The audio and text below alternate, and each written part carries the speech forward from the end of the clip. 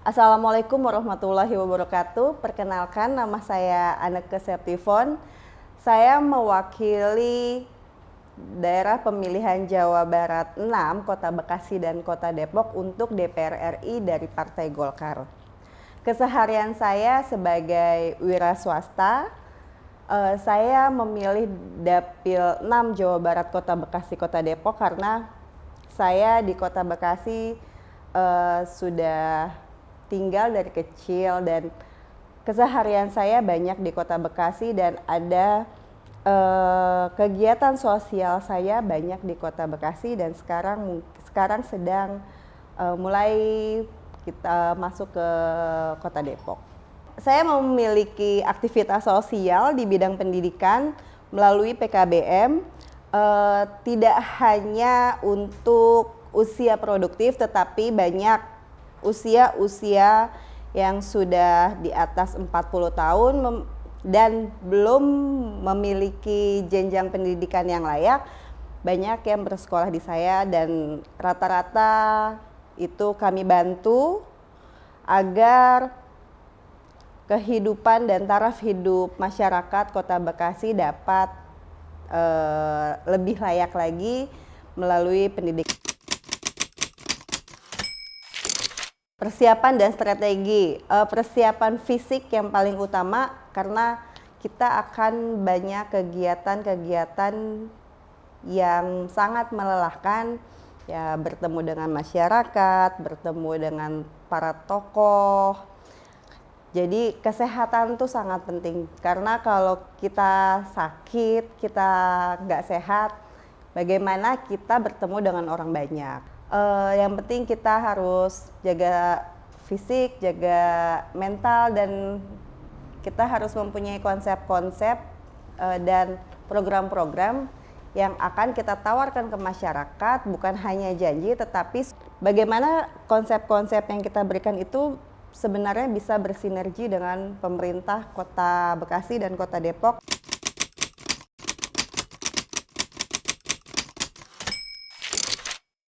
Kota Bekasi dan Kota Depok sama-sama memiliki keunikan masing-masing. Kota Bekasi dan Kota Depok sebagai penunjang ibu kota mempunyai masyarakat yang sangat beragam. Jadi nggak bisa kita sebut Bekasi dan Depok karena masuk di Jawa Barat itu pure Sunda. Dari kulinernya juga nggak cuman makanan Jawa Barat, nggak cuman makanan Betawi, beragam makanan dari kulinernya yang sudah modern sekarang.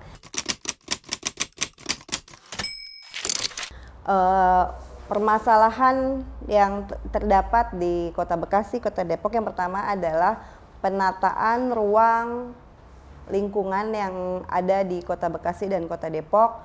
Bagaimana Kota Bekasi dan Kota Depok bisa lebih hijau, bisa lebih tertata, dan bisa lebih rapih. Nanti bekerja antara legislatif dan eksekutif harus bekerja sama dengan baik karena untuk kepentingan masyarakat Kota Bekasi dan Kota Depok.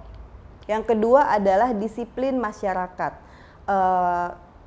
Sebagai masyarakat Kota Bekasi dan Kota Depok khususnya, kita mempunyai banyak fasilitas yang telah diberikan oleh pemerintah Kota Bekasi dan Kota Depok. Fasilitas umum yang ada sebaiknya dirawat secara bersama-sama agar kita semua dapat menikmati fasilitas-fasilitas umum yang sudah ada secara baik dan berjangka panjang.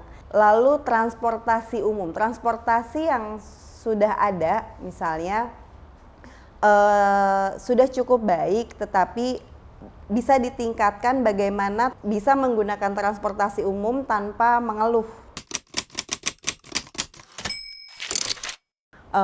Polusi udara tidak selalu dari faktor internal saja, tetapi bisa juga dari faktor eksternal, misalnya arah mata angin dari wilayah lain yang akhirnya menuju Kota Bekasi ataupun dari faktor lainnya. Jadi yang tadi sudah saya sebutkan, bagaimana kita maksimalkan penghijauan di Kota Bekasi dan Kota Depok agar polusi udara minim dan bagaimana masyarakatnya mau naik transportasi umum. Penggusuran sekolah negeri di Kota Depok itu beberapa waktu lalu memang ramai beritanya. Jadi aset-aset negara yang ada di Kota Bekasi dan Kota Depok harus tercatat dengan baik. Peruntukannya untuk apa, bagaimana merawatnya, dan bagaimana legalnya aset daerah itu agar tidak terjadi permasalahan. Jadi misalnya suatu sekolah itu merupakan salah satu aset daerah yang seharusnya itu sudah tercatat di Kota Depok. Ada Badan Keuangan Daerah yang seharusnya mencatat apa saja yang menjadi aset pemerintah. Jadi seharusnya penggusuran sekolah negeri itu tidak terjadi. Dan bukan hanya sekolah negeri aja, semua aset yang ada di Kota Bekasi dan Kota Depok sudah tercatat di buku besar pemerintah, dan harusnya sudah mempunyai legal standingnya, itu peruntukannya untuk apa.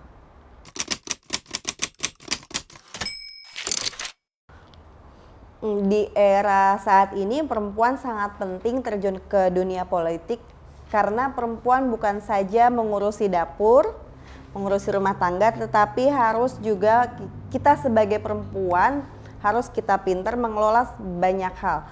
Jadi mengenai keuangan, perempuan harus tahu harga cabai berapa. Kalau kita nggak masuk politik, kita nggak tahu harga cabai berapa.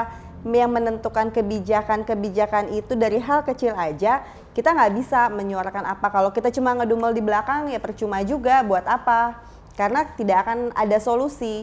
Jadi perempuan bukan hanya sebagai pemenuhan 30% pada pemilu legislatif. Jadi perempuan saat ini harus punya peran penting. Perempuan harus menyuarakan bagaimana hak-hak masyarakat itu terwakili. Tidak hanya di sektor berisik ya.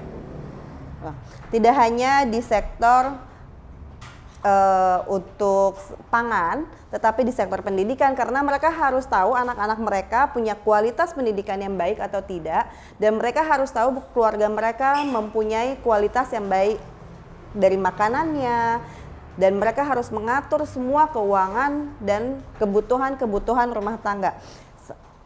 Dan perempuan secara global, mereka bagaimana menyuarakan itu kalau mereka tidak ada di dalam sistem yang mempunyai kebijakan. Jadi perempuan harus mempunyai suara yang kita bisa didengar, dan perempuan harus maju setara dengan laki-laki, tetapi perempuan juga tahu kodratnya sebagai perempuan dan tanggung jawab apa mereka sebagai perempuan.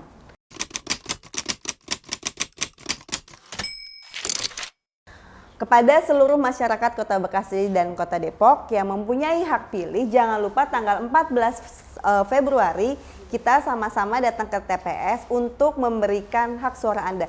Kita tingkatkan keikutsertaan masyarakat di pemilu 2024 agar suara kita dapat mewakili aspirasi kita nanti di kemudian hari. Saya Anneke Septiefon, saya mewakili Jabar 6 Kota Bekasi dan Kota Depok untuk DPR RI. Bukan hanya hari kasih sayang, tapi juga hari kasih suara.